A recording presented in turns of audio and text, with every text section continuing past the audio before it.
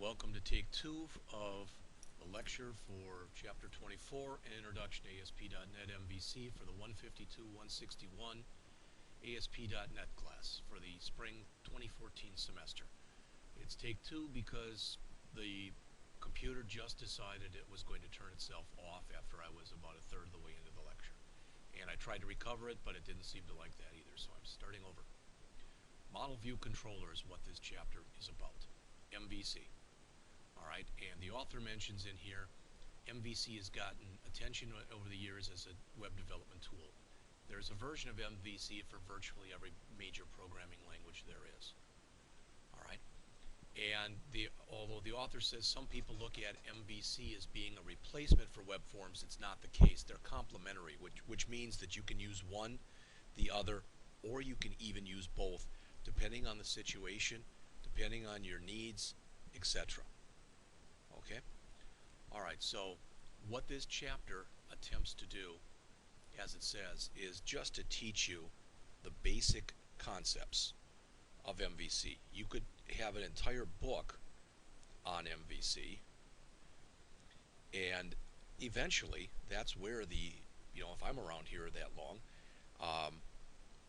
that's where this class may end up going, in that down that road. Okay? We'll see as time goes on. So as you can see in here, we get an intro to MVC. There's just one program, one app in the entire chapter. They go back and they rewrite the simple shopping cart app for the Halloween Superstore. They talk about views, they talk about controls and postbacks. Again, the idea is you're not going to become an expert from this. The stuff that's in here is dated, just so you know. The book isn't that old. In fact, I'm not going to look in the book here. But in the book, let's see,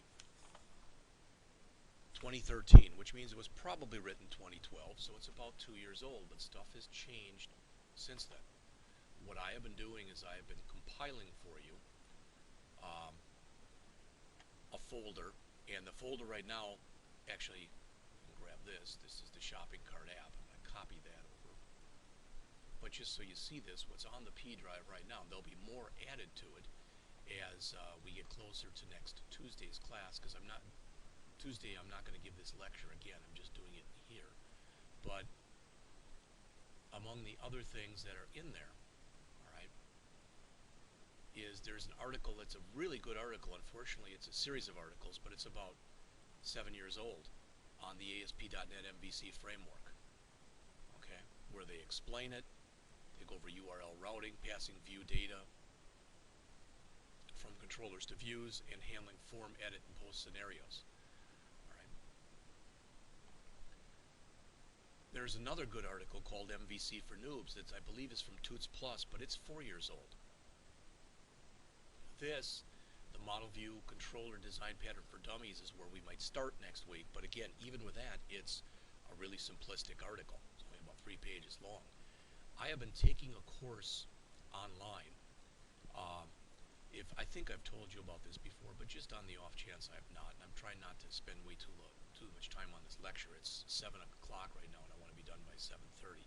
But if you look, if you've never gone out to the MicrosoftVirtualAcademy.com site, you really should, and you should join it.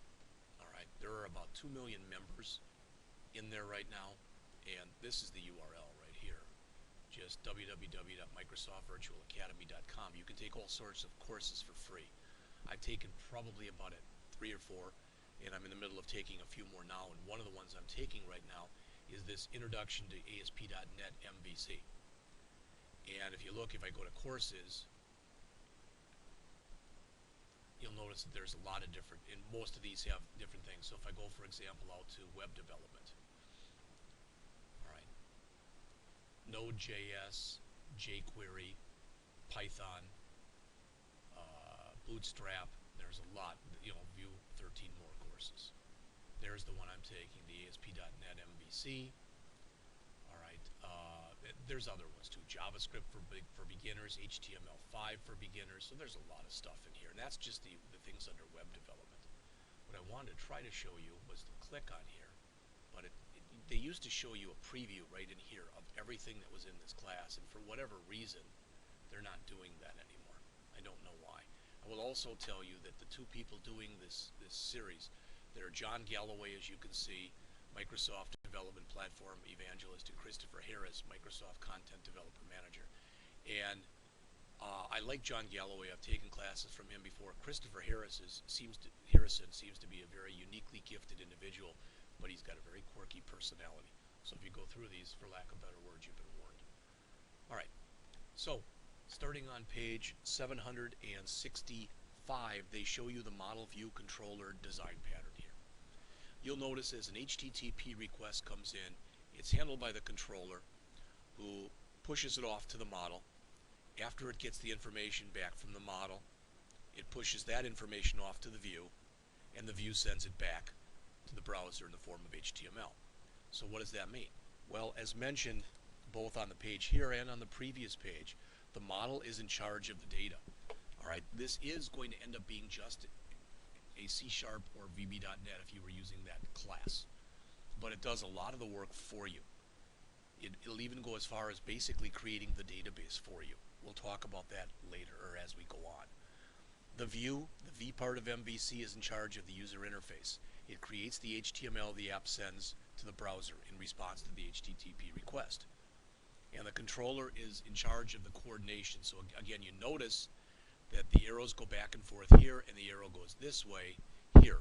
So the controller, there is no direct interaction ever. There should never be direct interaction between the model and the view. The controller is in charge of being the go-between for those two. And if you keep that in mind, and the fact that that's what each component should do, what it does is it shows you, much like what we've talked about in the HTML, CSS, and JavaScript world, where we've broken things, we have this separation of concerns, where we have our view basically has been our CSS, all right, our model. All right, you can make your case and say that that's the JavaScript and the controller is the HTML, or that the controller is here, you know, either one. But again, the separation of concerns is what they talk about. MVC makes it easier to make changes. The structure can be more complex, but what you end up is you end up writing a lot more code that's very short. In other words, you write a lot of small methods. I've given this kind of example before that, for example, in a C program, if you had 500 lines of code, you might have 10 functions that are 500 lines each, whereas in something like this, you'd have 50 functions that would be 10 lines each. So you're breaking things up better. All right. So they go back in and they rewrite the shopping cart app, and they rewrite the shopping cart app using model view controller architecture. Now, one thing, these are the pages that they're going to put in here. And just so you see it, because I've got it up here, and what I want to mention to you here is when you start to create this, let me close this stuff up. I had it open before when I was doing the thing before, but when you create an MVC app, you get a lot more folders created for you. And among those folders is you get a folder that's called, surprisingly enough, models. You get another folder that's called views. And you get another folder that's called controllers, among other things. All right. The way that you literally create this application is they show it right here. It's this four-pronged model. You create the app, then you create the model, then you create controller, then the views. And then you go back and you do steps 2, 3, and 4 all over again, as many times as are necessary. So in this particular example, all right, we would have a model, a controller, and one or more views for each page that you see in here. And the author mentions, don't worry if as you're going through this you struggle, because the idea is just to give you an intro to it. All right. All right. Here's where the book starts to break down a little bit, and that's on the next page. They talk about how to start an MVC application. This has changed over time. It doesn't exactly look like this anymore. So let's talk about what it does look like. All right, I'm going to start up another instance if I can. I don't know if it'll let me or not.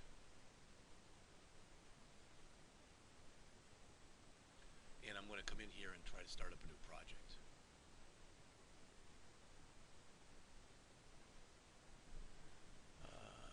And we'll do a file new project.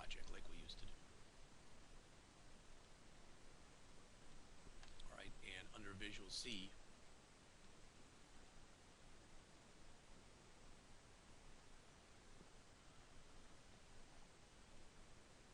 if we go to web right here, okay, and we choose a web application, and I'll just call this test app. Alright, and we change that and we go here. Hopefully I'm doing this the right way. There we go. Now notice what comes up. We can choose web forms here, we can choose MVC. Not only that, when we choose MVC, we can say by default it'll write the MVC file structure for us. But we can add web forms if we want. We can add the web API, and I'm not going to talk about that. But the suggestion is when you're first starting, is you just choose MVC, and that'll automatically be checked. And even if you're not going to do any unit testing right now, you may along the lines, so you check that. Alright, then I click OK. You notice it's generating the app for me, and once we do that, you're going to see all those folders in here that we talked about before. So it's just creating a basic type of class for me. Now this is Visual Studio 13, and what they show in the book was Visual Studio 12, and that's one of the reasons that it looks different. What I'm showing you is different than what's in the book. So it's creating this, and I'm not going to make any changes to it for right now, but what I am going to do is I'm going to run it.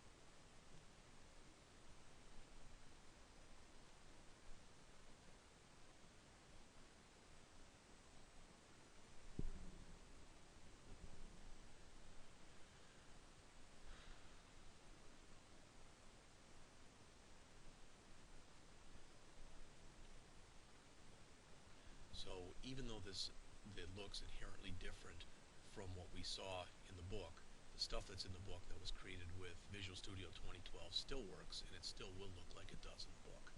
Alright, what I want you to understand when you take a look at this, you may or may not have ever seen anything like this before, but this is the beginning of your project.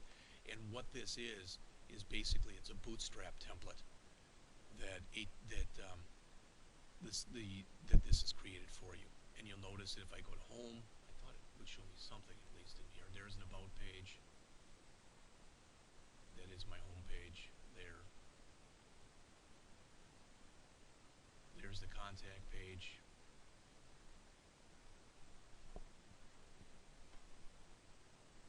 And if you notice here, there's a thing that says getting started and it says learn more.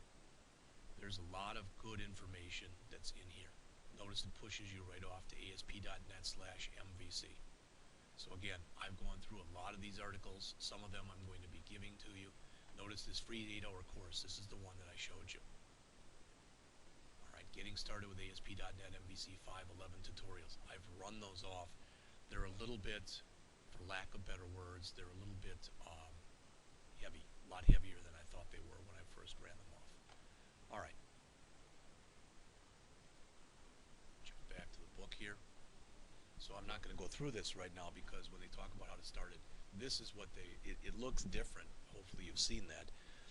What I showed you looked even different than what was actually in the book. Alright, so the folder structure, again I've mentioned this before, but you'll notice you still get a lot of the stuff you had before, but now you've got a models folder, a views folder, and you've got a controllers folder. The app data really isn't any different. You'd still put your database and XML files in there. The app start folder, notice it says that's the folder that's called on startup. Alright. Content folder for your files and images, the controllers folder for your controller files, the models folder for your model files, the views folder for your views files. The scripts folder that's in there, that'll hold your JavaScript script files. It'll also hold Jquery. Okay. The global.asax is the application level event handlers. You typically, especially when you're first starting, won't jack with that too much. And the .config files. And there's a lot more NuGet stuff than just the Jquery that we looked at in class. So there's a lot of stuff that's in here. So the author mentions most of the time you'll only have to work with a model, view, controllers, folders, the scripts for your JavaScript, and the styles for your CSS. Alright, again, some of the material that's in the next couple pages here, like the rest of the chapter, like I mentioned, okay, is dated. So they talk about Razor in here, and they talk about Razor syntax. And they mention here view engines or modules that take the data sent by the controller, combine it with the HTML in the view, and render it to the browser. So again, this is the point is this stuff works in conjunction with each other under the guise of the controller. All right. In 2010, as mentioned, Microsoft developed a new view engine called Razor, which is now the default for ASP.NET MVC. It has a fairly simple syntax. What you end up using is a lot of @ signs and a lot of other things. So, for instance, this here has view bag title, all right, and it's got shopping cart. Now, I don't remember how to do this, but I did it the other day. Someplace in here, all right, where this ASP.NET application is,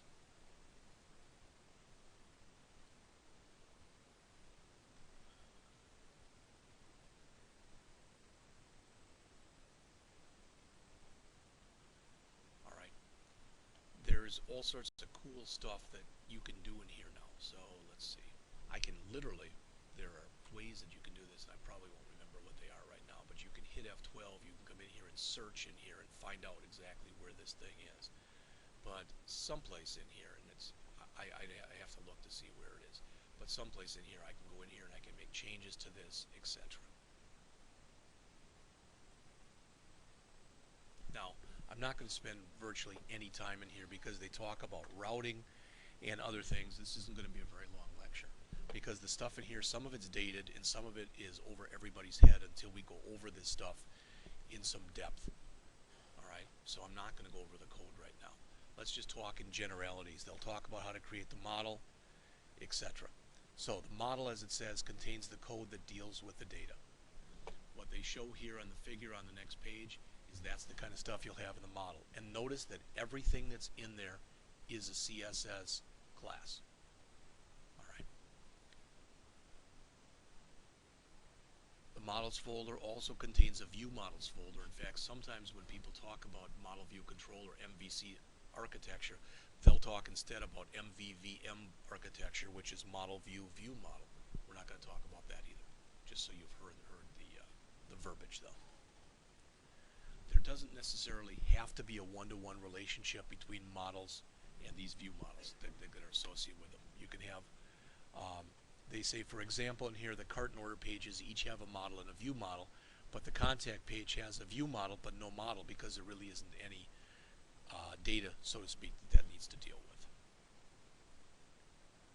As far as creating a controller, next on pages 776 and 777, as the author mentions here, a controller contains the code that handles the HTTP request from the browser, and again it has to basically send or ask for whatever information it needs from the model. It gets that information back, it sends that information over to the view, so the view can take it, render it as HTML, and send it back again to the browser. The MVC framework expects the controller to be named in a specific way. That's not really true. That's what the author says. You can violate the standards, but if you violate the standards, you won't have as much of this code automatically written for you, and that's one of the things that we're going to be going over next week. All right.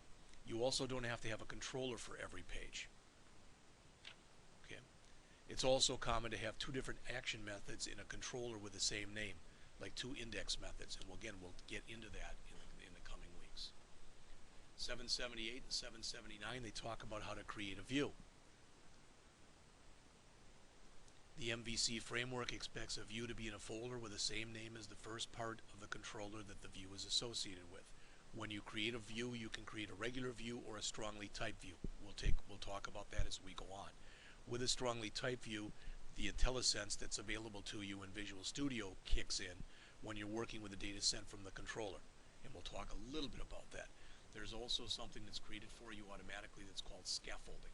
I want to quickly just go back to this project and to just show you that with any of these, let's say I wanted to create a new controller. I'd right mouse click on here, choose add, and controller. Boom. And then we'll talk about this as we go on because there's different kinds of controllers that we can add. Now, the process is much the same. Right mouse click, add. Alright, and if I come in here and I can say, notice new scaffold item, and there's different ways again that I can do this. Okay, we're going to get into all this, and the same thing with views. Okay, So we'll get into all this stuff, or as much of it as we have time for in the rest of the semester. As far as working with views on pages 780 and 781 in the book, the view file has got a .cs HTML, C# HTML extension to it. And again, what will happen when you go and look in the views, again, if I go back to the project here and I open up the views folder and I go to home, for example, notice what it's written for me. There's an about, there's a contact, and there's an index CS HTML. And as we go in here, you'll notice there's some for accounts, but as you go in and you start to add more controllers and you start to add more models, you will have associated, sometimes at least, you'll have associated views that will be created for you automatically. If we wanted to do something special and have pages in here for inserts, updates, and deletes, we would end up doing the formatting and setting the stuff up here in the views menu. The layout view also contains a lot of methods that link external style sheets and JavaScript files. And there's also something that's referred to as HTML helpers that we talk a little bit about here, but we'll talk about more when we are going through this as a class. What they show you next on 782 and 783 is what the author says, how to work with regular views. All right. So this is a home page that's been created for the shopping cart MVC application. And what they show you underneath this is the controller action in the view that produced it. The index action returns a view result object in response to an HTTP GET request. All right. In this case, it also loads hard-coded strings as data. Stuff here, stuff here, stuff here. The only variable that's actually in here, believe it or not, is the one right here. Figures out the day of the week it is. Okay. And so the code to do that is literally right there. And you'll notice the syntax looks a little different, looks sort of similar to some of the stuff we've done even in the iOS, yet it looks sort of different. All right. So those are what are referred to as regular views. There's also something that are called strongly typed views. Okay. What makes a strongly typed view different from a regular view is the model directive at the top of the file. And this directive identifies the type of the object in the model property, which is what Visual Studio uses with its IntelliSense. It's right there. So again, when you create a strongly typed view, what's going to happen is as you start to type in information, the IntelliSense will kick in. All right, and that's what the author mentions here. All right, how to work with controls and postbacks. 786 and 787, the author mentions here. This is now that you know how to send data. Well, we haven't really looked at it, but simple views that we've seen so far only display data. In the real world of MVC, you need to interact with users. You need to have things like drop-down lists so they're able to pick and choose data that they want to either look at or modify in some way by adding to it, updating it, deleting it, etc. In a web form app, you use server controls. This is the stuff we've been doing in the past. Server controls aren't available in ASP.NET MVC. Rather, you add HTML input and select elements to your view. All right, and those are shown, the major ones that you'd use are shown right here. So it almost sounds like a step backward, but we're going back to client-side controls. Yeah. All right. The other alternative is to use some of the Mbc Html helpers that are shown in the table. Okay. The helpers are similar to HTML controls, but they're lighter weight and there are fewer of them. They're also easier to extend and they work quite well with CSS. Next, they talk about redirection on 788 and 789. I'm not even going to go through that stuff with you because, again, it's fairly complex stuff. I'm just going to jump right over to 790 and go over the last two pages of the chapter here. Last four pages, sorry. They say how to add Autopostback functionality with Jquery. It says a handy feature is that you can set the Autopostback for controls like drop-down lists and checkboxes to be true. All right, it says then you can easily, although this functionality isn't available in MVC, you can easily add it using Jquery. All right, with that code in place, all you need to do is add the postback functionality is to add a class attribute and set its value to Autopostback. So again, this stuff works in conjunction with with one another, the different component parts, and much of the code will be written for us. Okay, all right. How to work with model binding, which is the end of the chapter here. It says, in the last figure you learned how to work with data posted to the server by retrieving it from the forms collection object. But there are problems with this. You have to remember the names of the controls, and it means that your controller needs to know details about the view, which is creating a coupling that you don't want. The solution is to use model binding, and as it says, you can think of a model binding as making your controller's post action method strongly typed. They show how to set it up on the next page, and again, we're not going to go through it right now. What we are going to do for the rest of the semester, first of all, I've got to finish looking at this. Second of all, there's a really good series that's been started.